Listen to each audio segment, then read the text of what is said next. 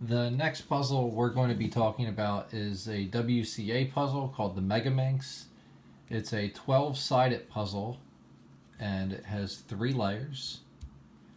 And in my opinion, if you can solve a 3x3, there's no reason you can't solve this. But to someone who doesn't do these puzzles, this one obviously looks more intimidating, or for someone who considers themselves a novice, beginner, or has never seen this puzzle before may be very intimidated by it.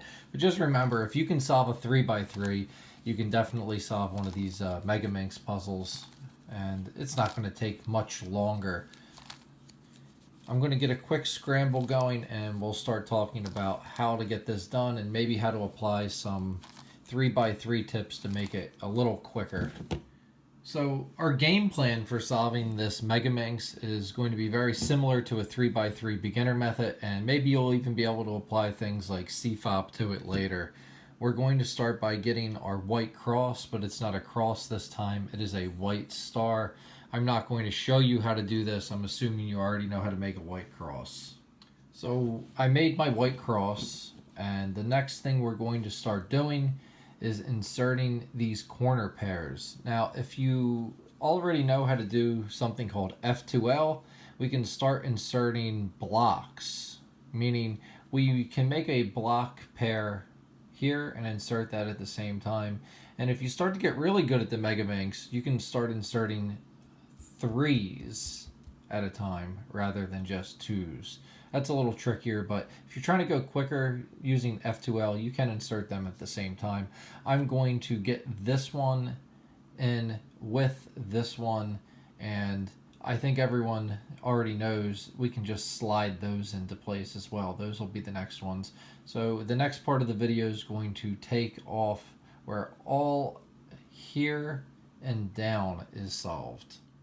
So this is debatable. Some people like to put all of these in at the same time, and some people like to put these in with it. I'm going to show you one thing you're going to not know from the 3x3, how to get these pieces in here. Now notice that this is kind of an off-white, and this would be off-white green, off-white red. Here's the off-white red. I'm going to show you how to insert that right here. You don't have to do it exactly like this, but I like to put the off-white red all the way at the top. And the idea is we are going to hide this piece over here, something like this. So once we put the off-white red into this slot, notice this slot is currently blue pink. So if I push it up here, it's next to the blue pink. So all I have to do is make sure that the off-white red is in that position. So the off-white red's currently here. I'm going to move it into that position, and now I have it. So where is the off-white green? Off-white green. This part is not very easy for someone like myself who is colorblind, but it is a little challenging. Sometimes you'll find the piece before me. Here it is, right here.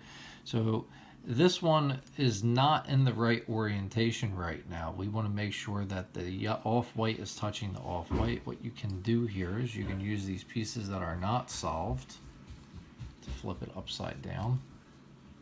So once again, we need to go right here. So we're going to push this fella over there. We need to take that position. We're going to hide this piece. We're going to put the off-white green into position. We stalled spot. We'll push that guy right back up. And we've made our little pair. This is a part on the 3x3 cube that you do not need to do. On the Megaminx, we have to know how to do that. It's a little tricky, but with some practice, you can get very quick at it. And I think if you already know how to do some F2L pairs on 3x3, this is pretty intuitive. So the next step on solving the Megaminx, I think, is fairly obvious. We are going to be getting these corner pieces in with these edge pieces. You can do them one at a time, or you can do some F2L tricks from your 3x3. There's really nothing different than a 3x3 on that part. It's kind of like what you would do after your first layer. I'm going to do that really quick so we can start focusing on the different part, the top layer. The next thing we're going to accomplish is getting a cross on the top. We're going to get the orientation not necessarily not in the right positions, but just the top. And the way we're going to do that is by doing that move we've been doing over and over and over again on the 2x2 and 3x3.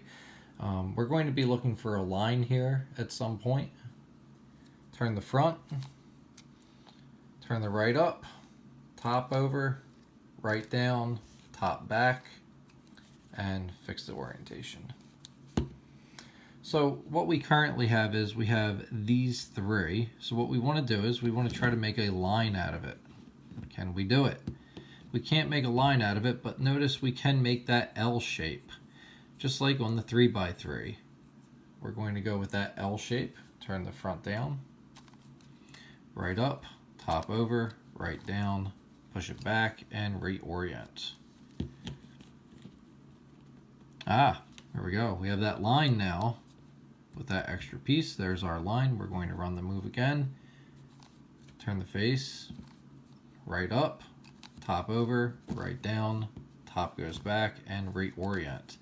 And that should give us a top that is all the same color for the edge pieces. The next thing we're going to try to do is we're going to try to get all of the edge pieces oriented properly. This is a little cumbersome with what we currently know, but we're going to look for two pieces that we already currently have. And these are actually in the right position. So on the 3x3, we know a specific combo, and we're going to go over that again really quick.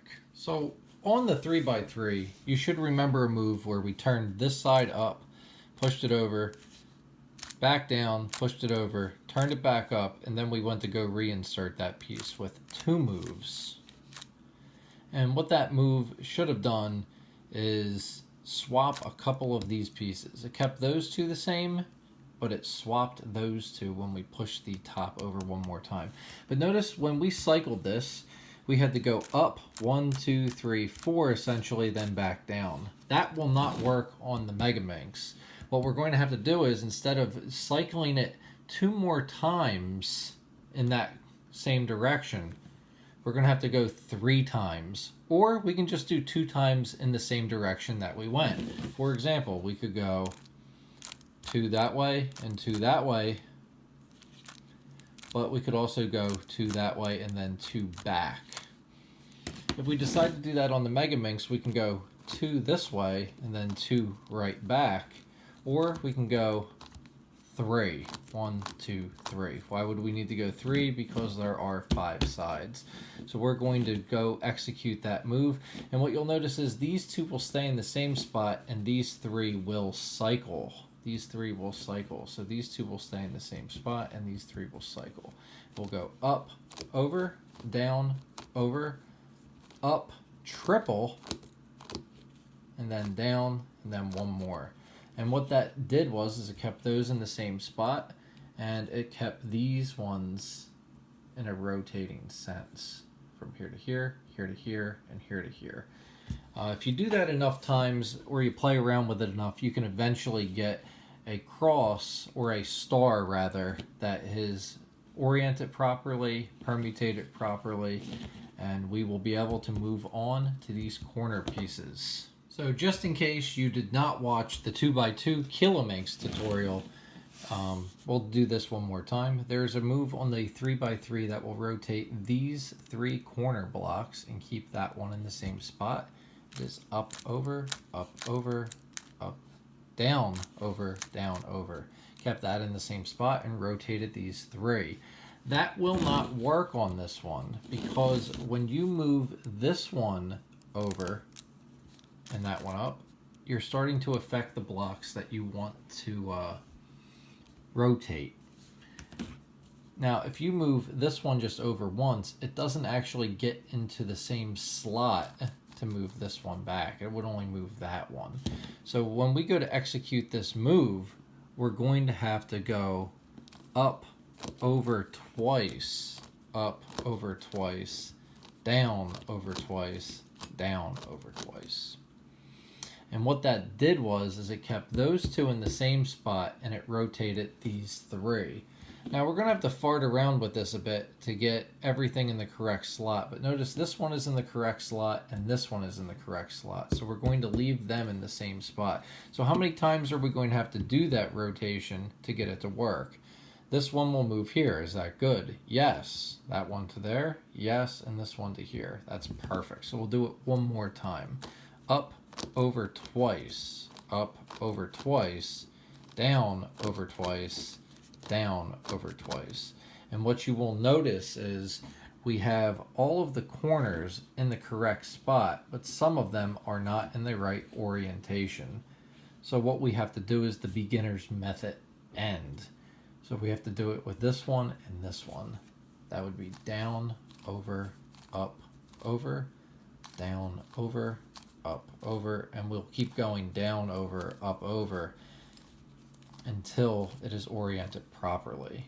Then we will put the next one in position, down, over, up, over, down, over, up, over, and right there we have ourselves a solved Megaminx. Once again, it's very similar to a 3x3. Once someone can solve a 3x3, as long as they have the confidence, they can go solve the Megaminx. Thank you. Have a great night.